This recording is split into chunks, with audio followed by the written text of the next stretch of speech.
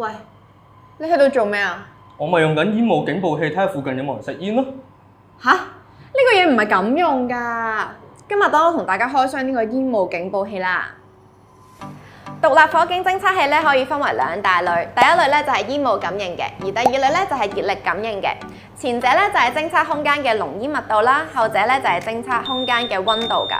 咁所以咧有啲人咧就擔心話，我喺屋企食煙啦或者打邊爐咧，會唔會令到佢哋響㗎？答案就梗係唔會啦，因為你哋食煙同埋打邊爐嘅煙嘅密度啦同埋溫度啦都唔足以令到佢哋響嘅。咁同埋咧，使用呢啲警報器非常之簡單，佢本身咧入邊就係用電池啦，所以唔使拉線駁電，只係安裝上去咧就可以㗎啦。大部分人咧都會裝喺較高嘅位置，譬如天花板咁樣就用得㗎啦。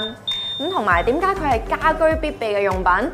因為大家都會有警覺性低嘅時候㗎嘛。譬如好似瞓覺咁，突然間遇上火警，聽到佢響，我哋就可以及時啦去做一啲逃生或者滅火嘅工作，自然安全得多啦。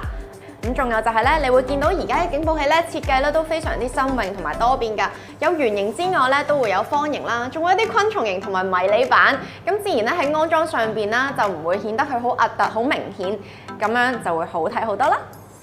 我哋唔好講咁多啦，即刻咧就做一個真火嘅測試，去測試下咧呢啲獨立火警警報器實際嘅使用情況啦。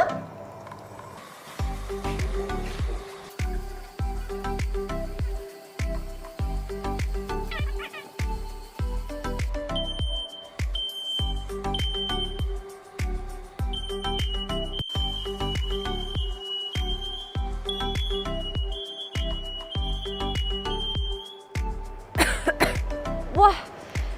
嗱，大家都見到啦，唔同警報器咧喺遇上火警嘅時候反應係點樣？佢哋真係好重要㗎，可以咧喺火警嘅時候幫我哋及時逃生啦，同埋及時滅火嘅。咁啊，仲有咧就係減低呢一個火警帶來嘅意外傷亡啊！所以你哋快啲去防火易嘅網站嗰度選購啦，拜拜！即刻上 www.firexfire.com 選購合適你嘅產品，防火易，保護家庭話咁易。